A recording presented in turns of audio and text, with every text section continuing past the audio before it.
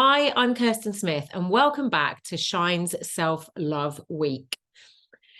So if you don't already know, this week I'm sharing loads of different videos with you on topics like burnout, overwhelm, those pesky hormones, and loads more. So if this is the first video you're watching, I urge you to go back and watch the others because there's some gold in there. Plus, there's also a lot of kind of common threads that we're running through the week. So without further ado, today I am sharing with you the secrets to creating more time and headspace as a busy working woman. Now, this is a goal setting method. There is some goal setting in there, but if you're kind of anti-goals or you've never set goals before, you don't really see the point, I just urge you to stay with me because there's some gold in here. There's some stuff that I think will probably surprise you. So let's get cracking. So what I'm covering today are the top 3 things really that people say to me about why they can't develop themselves and about why they can't create change in their lives. So the first one is time. A lot of us feel that we don't have enough time. Where do we start? Where do I even start with creating change in my life if I want something different? And how to commit and keep focused, because it's no use starting something and finishing it. It just goes back in that pile, right?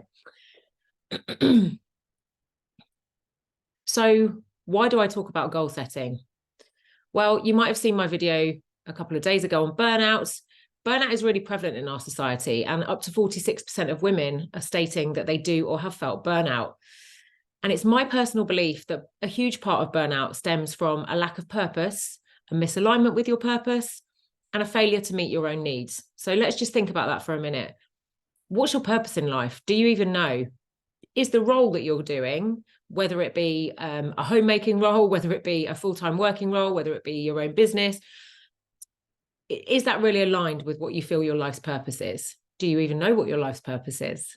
Do you feel that you're doing something that you really enjoy and that really lights you up inside? Meeting your own needs. Are you putting the needs of everybody else before your own? Have you ever even thought about having your own needs met? A lot of people don't. So goals solve both of these problems because they give you a focus, they give you purpose, and if you need change in your life, they start you working towards that change, that ideal life. And I'm not talking overnight, I'm talking about thinking about that big picture and making tiny little changes. So none of this is about making massive changes overnight, it's about tiny changes.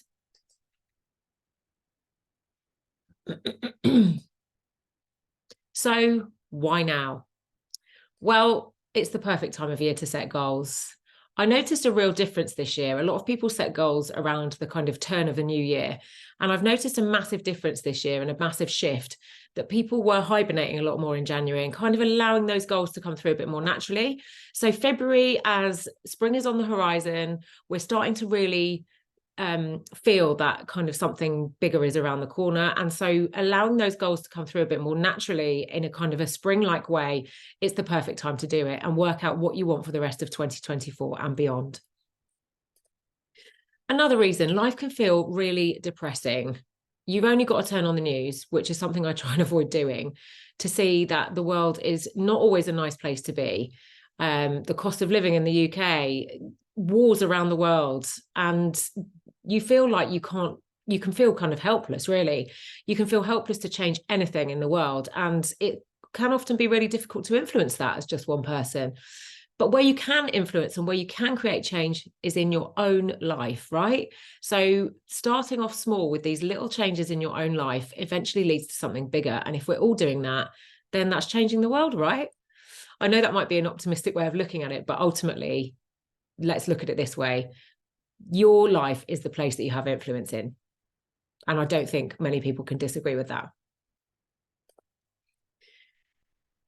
Next, who started last year thinking they'd do something and didn't? I know I did. And this isn't about kind of beating ourselves up for, circumstances that take over.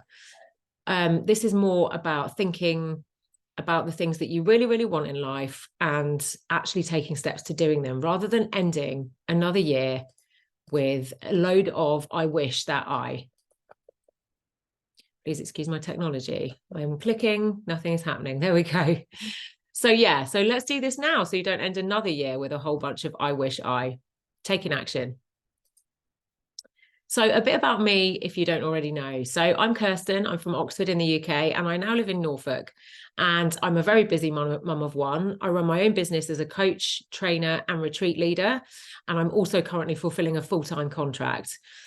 So in 2022, I qualified both as a coach and as a meditation teacher.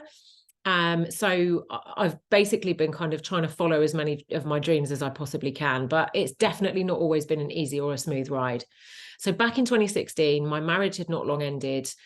And I was kind of at breaking point, really. I wanted so many different things from my life. I wanted to be debt-free. I wanted to own my own home. I wanted to have good habits, positive habits that were kind of leading me to longevity and a happier life. And 7 years on, I've achieved all of those things and more. And now I help people to do the same. So as I say, don't get me wrong, like life is always a work in progress. It's never perfect. But the method I'm going to share, it creates lasting change for a start. It's quite simple. It helps you recover from setbacks more quickly, and it provides a real anchor in times of trouble. So for me, I had one of the worst, in fact, the worst year of my life. Let's not dress it up. Last year was the worst year of my life. And still, I kind of come back to this goal setting method, and it really helps me to be anchored in stormy seas, shall we say. So as I say, what I'm covering today is time, where we start, and how to commit and keep focus. Time. So time is precious, time is easily used, and time is easily wasted.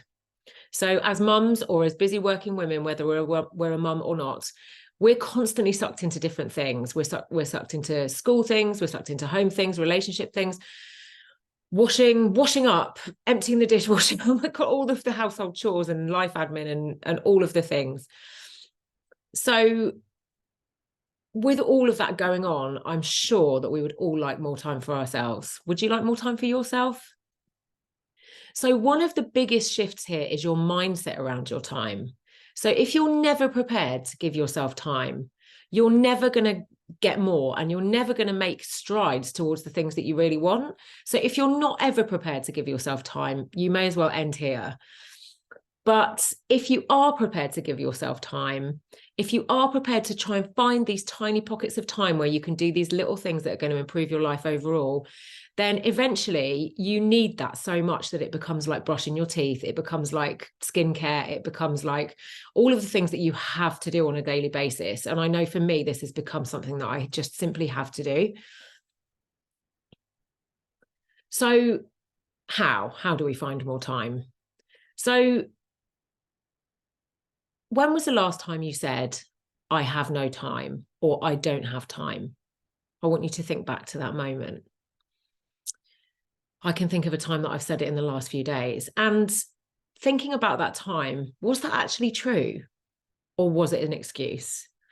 Now, I'm not saying that you have bags of time. Trust me, I'm not here for some kind of Molly May vibes. I'm not here to say that you've all got the same 24 hours in the day. We don't. That's just not true. People have incredible demands on their lives, and I do totally understand that.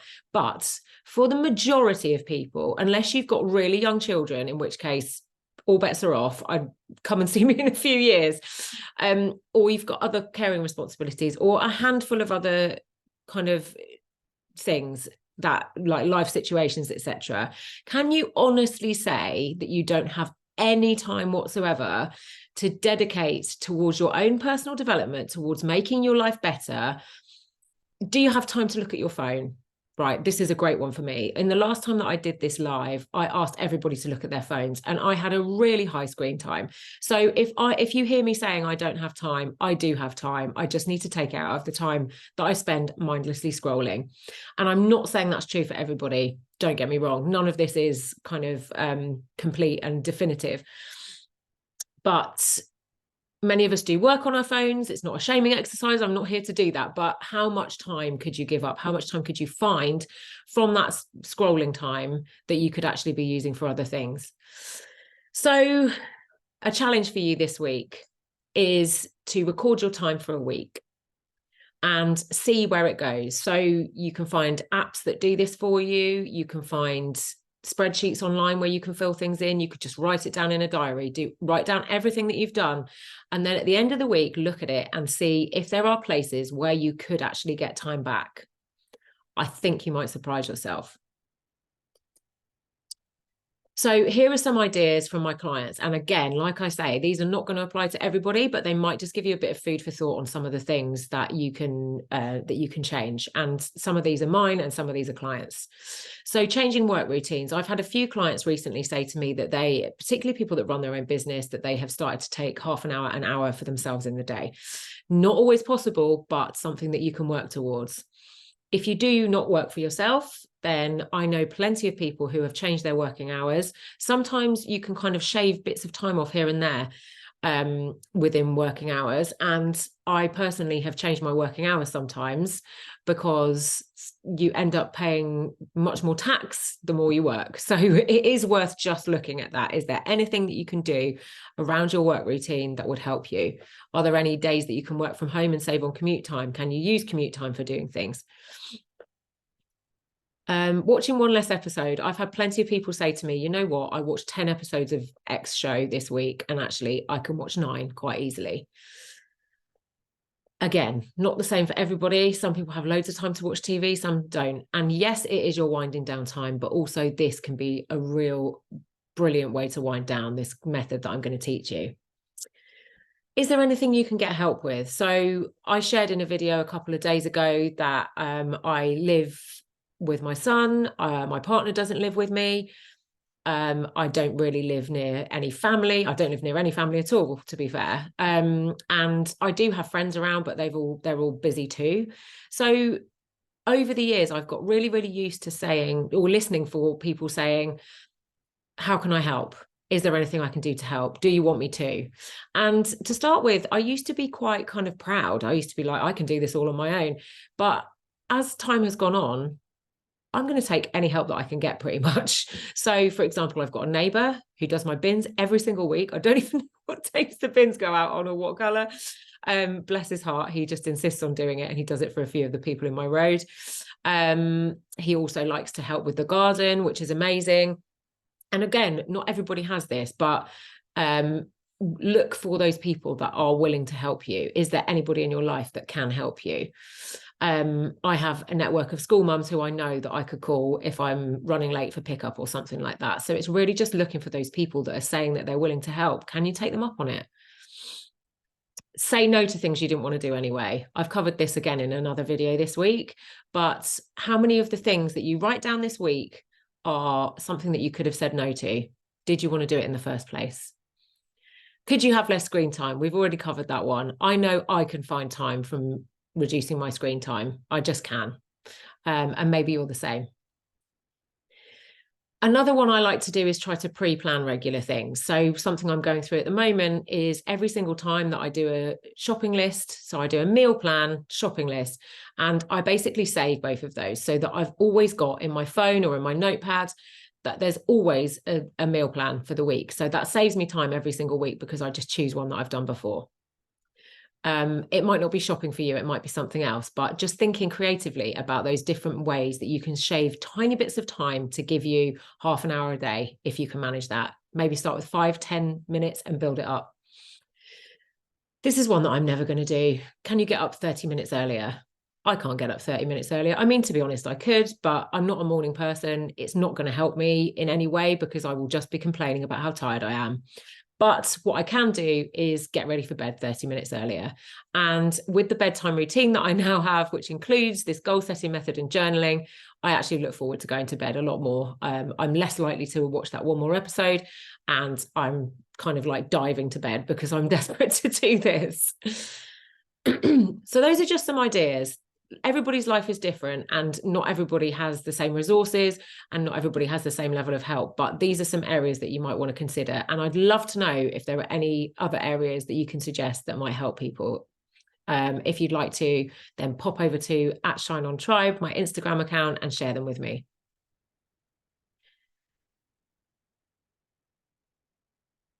So what I'm talking about here is giving time and getting time. So what I want to tell you about today is an investment of your time to get so many things. You're investing your time, you're taking time from other places, and you are investing it in getting more peace of mind, a more relaxed nervous system, more presence, more happiness, and more purpose. And again, if you don't want that, feel free to switch off. But if you do want that, keep listening. So I used to never really give myself any time. Basically, it's that classic putting everything and anyone else before myself. So the other element to this is, if you can give yourself even a little bit of time, why aren't you? So what's getting in your way? What's stopping you? Is it fear of the unknown? Is it fear of what you'll start if you start to develop yourself? Is it thinking that you don't deserve it? Do you need to work on your negative self-talk? I know I've done a lot of work on that, because going back 6, 7, 8 years, my negative self-talk was appalling. I used to speak to myself in a really awful way. And if you need help with that, pop back to the overwhelm video where I'm talking about reframing.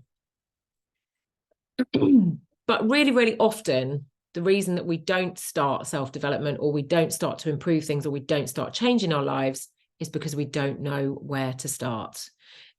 Like, as I said right at the top of the video, who's familiar with running a house, doing life admin, sorting out children, clubs, crises, life admin?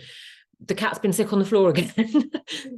School emails, after school clubs, before school clubs, car trouble, relative drama, illness, people asking you to do things, work. That's before I've even mentioned work, right? All of those things are padded around our work lives if we work. So often it's too overwhelming. We don't know where to start. And guess what? I'm going to help you with that. So where do I start?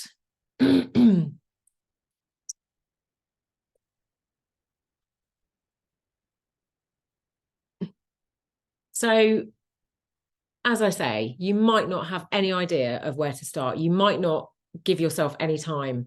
And I want you to really think about what the reasons are for you not starting, if there are any other reasons other than wondering where to start. So what happens when we feel like this is, if we don't know where to start, we get overwhelmed and we don't take any action whatsoever, or we're constantly in fight or flight. That leads to health problems, burnout, etc. Again, see previous videos for details about burnout and overwhelm. So remember, at least 46% of us are operating in this space, possibly more, because you might have come to this video looking for solutions. So it's doubtful that you will be in the other 54% of people that are apparently just nailing it. I don't know. So how do we change this? Well, there's a few ways, but the main tool that we're here to talk about today is goal setting. The right goals can mean that most of your day-to-day activities are aligned to those goals.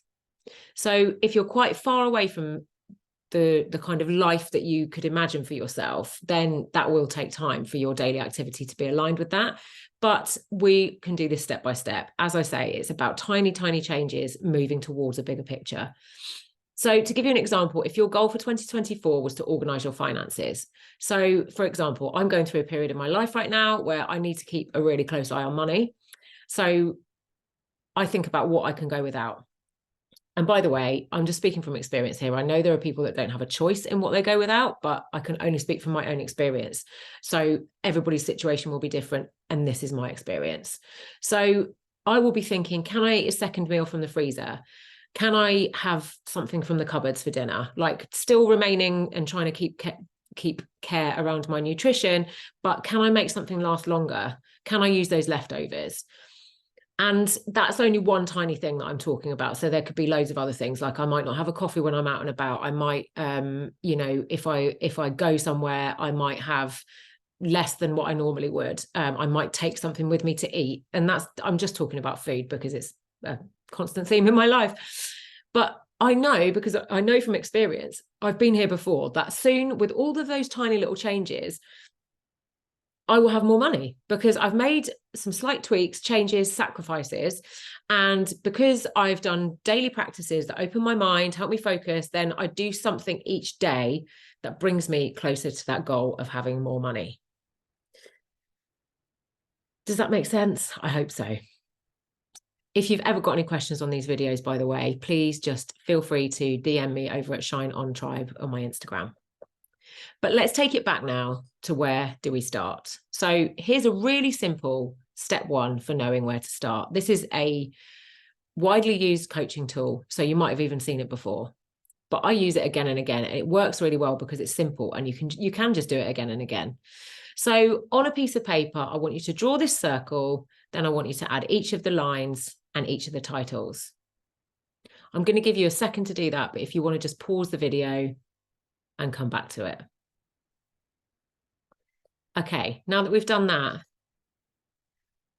what we're going to do now is draw on each cheese. I'm going to call them cheeses because I played a lot of Trivial Pursuit in the 90s. I don't know about anyone else. So if you think of 1 as the center of this circle here, and you think of 10 as the outside of the circle. So on a scale of 1 to 10 for each cheese, shall we call it? So let's look at career. So for me, I was putting, say, about a 7 out of 10 for career. So that's where I've put my line. If you're lower, if you're closer down to 1 or 2, you'll be putting it up here. If you're closer to 10, you'll be putting it up here. So now I want you to go around each of the cheeses and I want you to rate how you feel in each area of your life. And I want you to not overthink it, okay? So you might think, what do I mean by financial? Well, it's whatever financial means to you. What do I mean by family? Well, it's whatever family means to you, okay? So again, pause the video while you do that and then come back once you're done and press play. Okay, so here is one that I've made up. So this is my made up wheel of life. So what we've got here is your answer to where do I start? So I've done this exercise many, many times, and it really does change over time, obviously, because things are going on in your life that might be different. But if you want to take this exercise further, then I will give you a link for that. But what we're going to start off with is setting a goal, okay? So some of you might be thinking, but all my lines are near the middle. So if all your lines are looking like this financial one, I'm just going to say to you, just pick one. It doesn't have to be forever. This is literally just setting one goal. You can set more goals, but I'm just getting you started with one goal. So here we've got financial. So I've actually got financial, family, and physical I'm going to choose. So what are you going to pick for your first goal? So we're now going to spend some time picking just one of those areas, thinking about what the reality of that is like now. So what does your life look like in that area right now?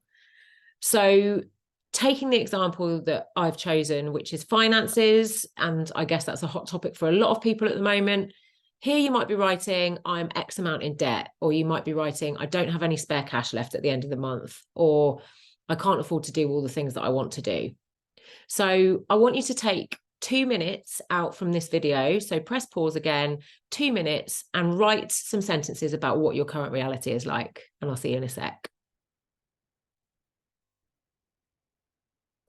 Okay, everyone done that?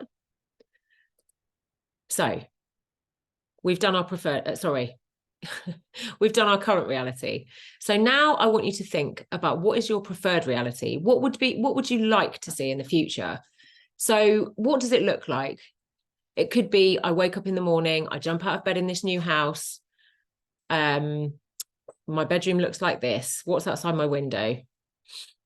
What does it smell, feel, or look like? Who do I see? So again, I want you to take 2 minutes, pause the video, and think about what you want your preferred reality to look like, and then come back.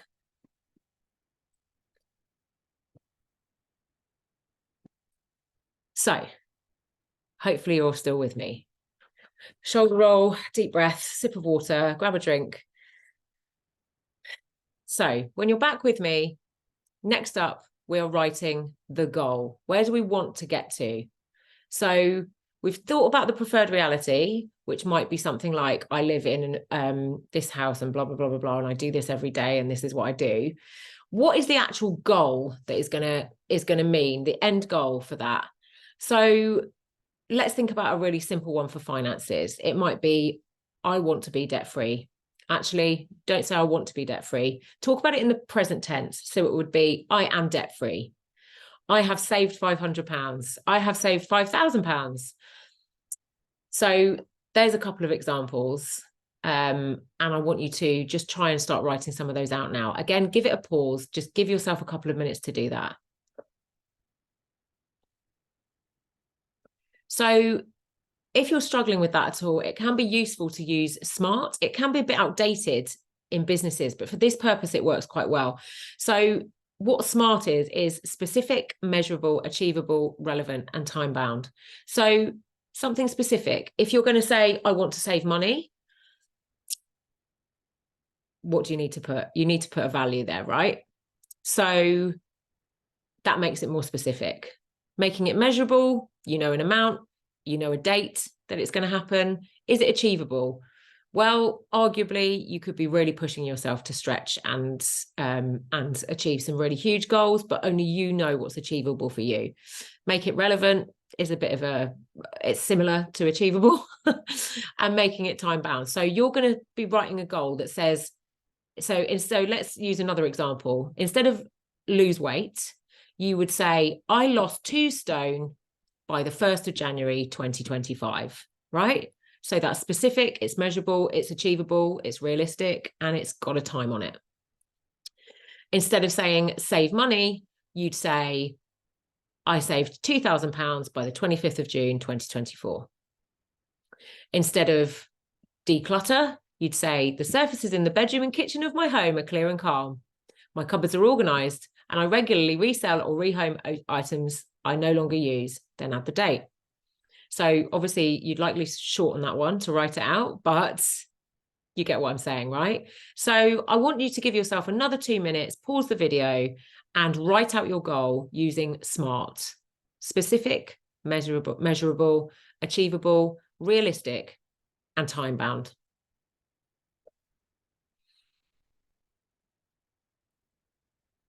I just wanted to tell you a little bit more about somebody else that I've worked with who has gone through a similar process to me, just so that you know, it's not just me that's saying this thing works. So this is Carrie. She actually lives in Australia, and we trained as coaches together. So we've worked together for a couple of years now. And when we started, she, in her own words, felt pretty discombobulated. So she was lacking time. She felt disorganized in every area of her life. And she felt that she couldn't stick to one thing for longer than a few weeks without veering off track. So what we did was we went back to complete basics with some goals. We talked at length about each of the areas that were really bothering her, using that method that I've just showed you, and we prioritized them. So then we started to really craft goals that helped her to align her daily activities with them. And we worked on boundaries and different ways of approaching situations at work and in family life. So the daily practice that we worked on had a huge benefit to her as well. And I'm going to tell you a little bit more about that in a minute. And so in her own words, having gone through that process and been coached by me, she says, I've stepped out of my shadow and I've been able to align what I want with how I behave and how I expect others to treat me. And this has allowed me to feel more present in my relationships. So that's what we want, right? We want to feel more present. We want to feel happier. We want to feel more fulfilled in our lives. So that is the whole point of all of this.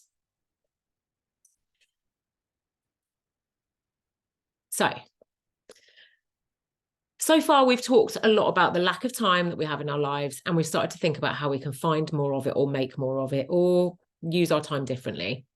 We've broken down how to work out where to start, and we've even worked out where we might go next by breaking down each of those areas of life that we want to work on. And we've had a go at setting a goal, and we've worked out how we might do that. And in a moment, I'm going to share with you my top tips for sticking to those goals. So stick around. But first, I just want a minute of your time for something else. So I want to tell you a bit more about my retreat. So this week, I'm running a competition to win a place on my retreat, on my weekend retreat. So this is for you if you're a busy working mum with children over age 3, or you're a busy professional woman without any children. You're willing to commit up to 30 minutes a day or 3 hours a week, most weeks, for your own development and success. And you want lasting change and you want things to be different. It's probably not for you if you're a busy working mum with children under 2 or 3. As I say, all bets are off. It's a bit of survival mode in those early years. If you're not willing to commit to change, if you're not willing to give yourself any time and you want things to stay the same and you're happy to be in the same position this time next year, then that's all good. That's you do you. But to tell you about my weekend retreat. So this is the beautiful West Lexham where my retreat is held. And the point of the weekend is for deep rest and relaxation. It's for connection, fun, and new experiences. It's for learning and it's for fun and laughter. So deep restorative rest. Some of the activities will include deep relaxation sessions, a Sunday spa day, and scheduled lie-ins and naps. Can't say fairer than that, right? There'll be really nourishing food and drinks. In fact, we've got our own private chef for the weekend. How bougie is that? I don't think I've ever had a private chef for the weekend. But we will. They'll be on site all weekend making drinks, snacks, and meals. And best of all, there's no washing up. So also the opportunity to try out relaxation, self-care, and anti-overwhelm tools that you can take back to your everyday life. There's going to be workshops on topics like perimenopause, negative self-talk, and meditation. There's going to be fun, laughter, and connection in the form of fun and creative activities, a silent disco, and loads of games. So if that sounds good to you and you want to win your retreat place, all you need to do is sign up via the link in the comments if you haven't already. Some of you will have signed up already, and that's how you'll be receiving this video. So if you have done so, brilliant, you're already on the list. And if you want a further 5 chances to win, you can fill in my retreat survey, which you'll get access to when you signed up for Self-Love Week. So on Sunday night, I'm going to be going live on my Instagram to announce the lucky winner, and I'm going to be doing a live retreat Q&A. So if you've got a burning question about that weekend that you want to ask me, you can either ask them on the night or you can send me a direct message over on my Instagram @ShineOnTribe, and I will answer as many questions as I possibly can, plus announce who has won the retreat place. And just to let you know, that is all you have to do is get yourself to West Lexham that weekend, and you don't pay for your accommodation, you don't pay for your food, you don't pay for anything over the whole weekend, unless you particularly want something else. So I did promise that I was going to talk you through my 5 top ways to stay on track with goals. So, excuse me.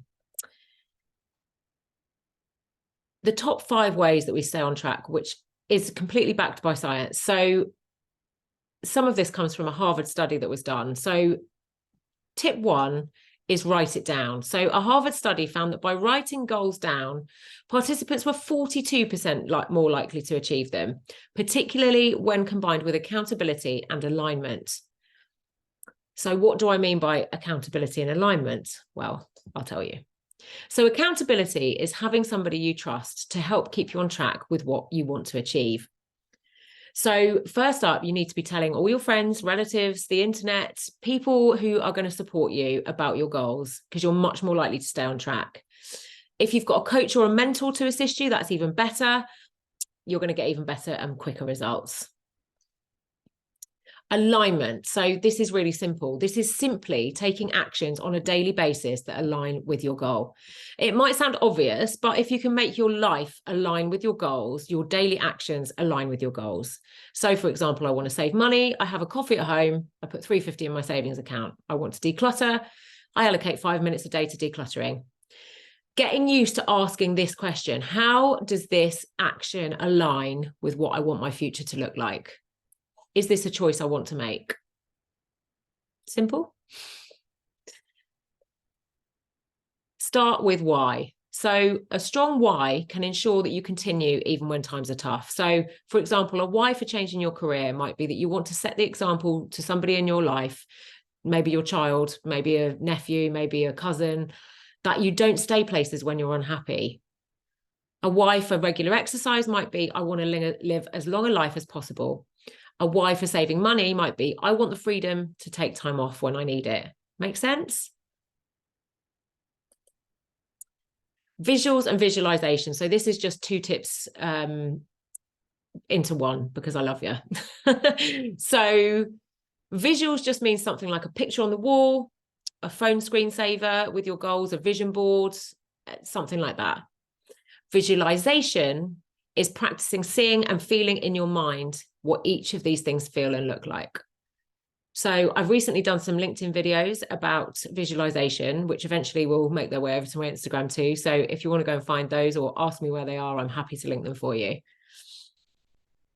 So an example to bring all these together, I write down my goal, which is I lost 2 stone in 12 weeks.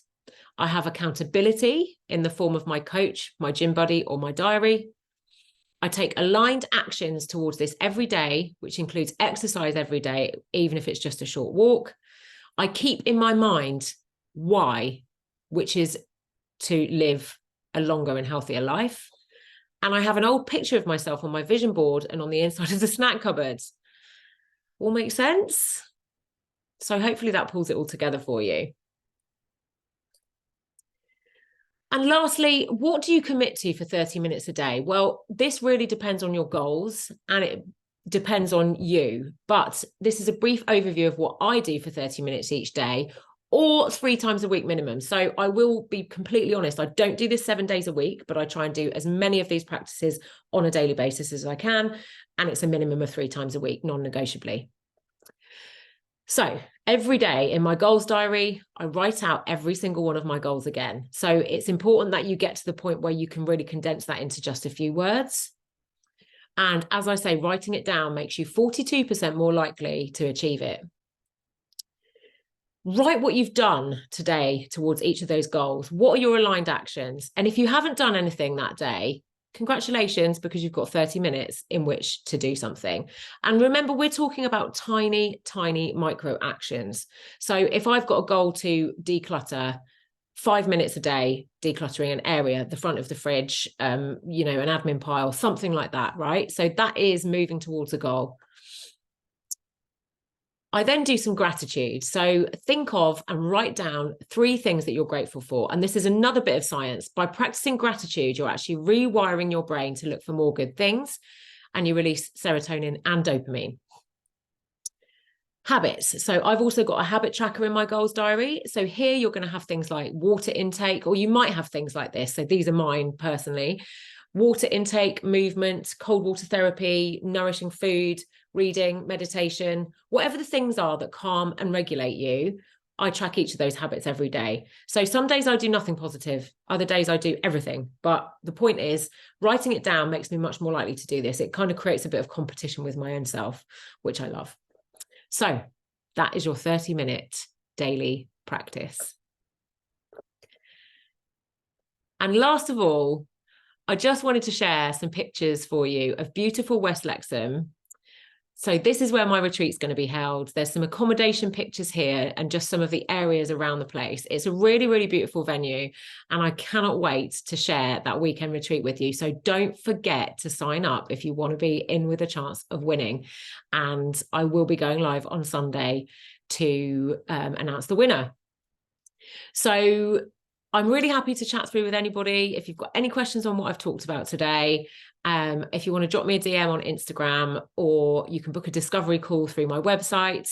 But thank you so much for joining me, and I really look forward to seeing what you can achieve in 2024.